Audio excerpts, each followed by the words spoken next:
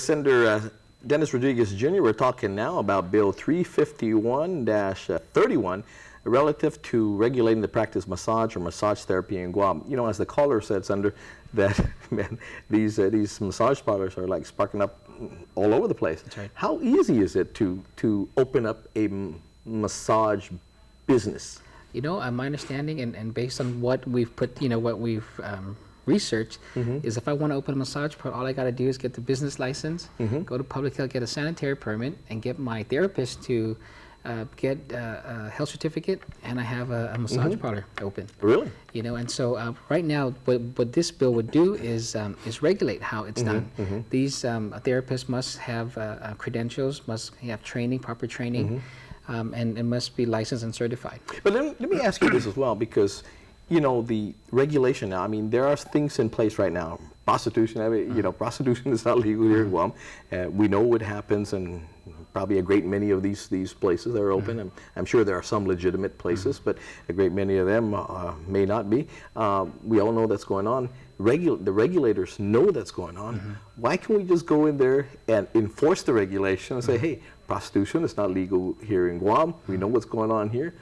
I mean, all of us know. Yeah, that's right. And you know, and we've asked that question, and I think the problem is we don't have teeth in those regulations or in the law.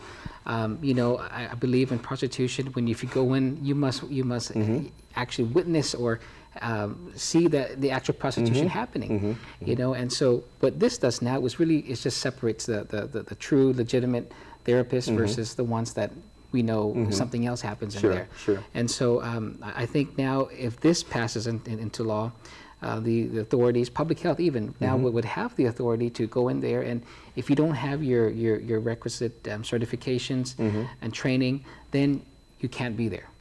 You know, it's as simple as that. Now, if you just don't, if you are in that parlor and you have the health certificates and you know you're not, you know, you weren't caught in the act, then everything's fine. So you have to be caught in the act. That's my understanding. You have to be caught in the act. Oh, okay. Well, that's okay. And so this bill would make it easier.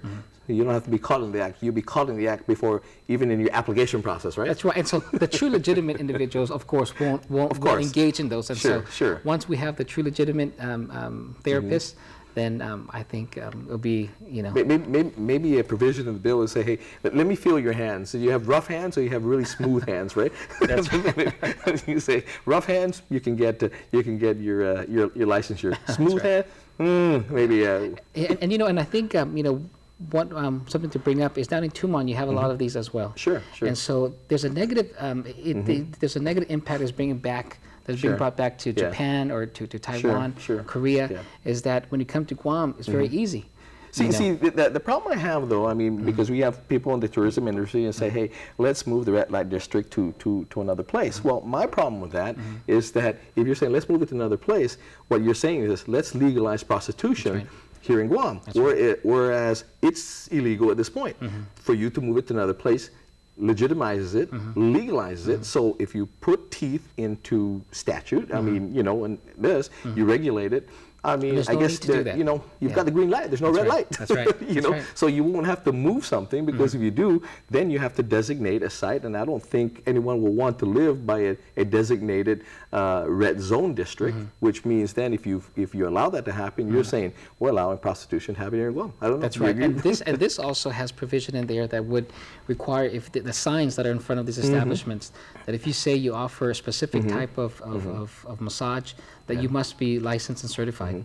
Now, I you know, when I was in the legislature, you know, I could be mistaken this. I think we dealt with some sign laws back then that clarifies, because at one time they were massage parlors that had signs, not necessarily in English, but in their languages, that really were explicit that this was a house of sex, basically, and that's what it came out to be. But because we weren't maybe versed on signage or the language was putting out, is there a sign law that's specific that it has to be in the two languages, one of the two languages that recognize here in Guam? I believe, yes. I believe, you know, that's still in the books. It's just a matter of enforcement. Enforcement, right. Now, how, again, in this bill, we give them a little more teeth in regards to the application process, but how are we going to enforce after they set up. Okay, so they've gone through this, they get the regulation, and we say, hey, okay, we got some people to sign up to this and be able to do all of this.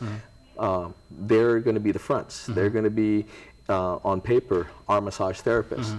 And we may hire you for a certain amount of money just to be there, but really what goes on in the back room is a different thing. How we were going to regulate it, because a lot of times as an athlete, when the regulators come up for drug tests, the people who want to be the drug test have got that test beat already. That's right. That's right. So, this would fall under the Guam Board of Allied Health Examiners. Okay. And so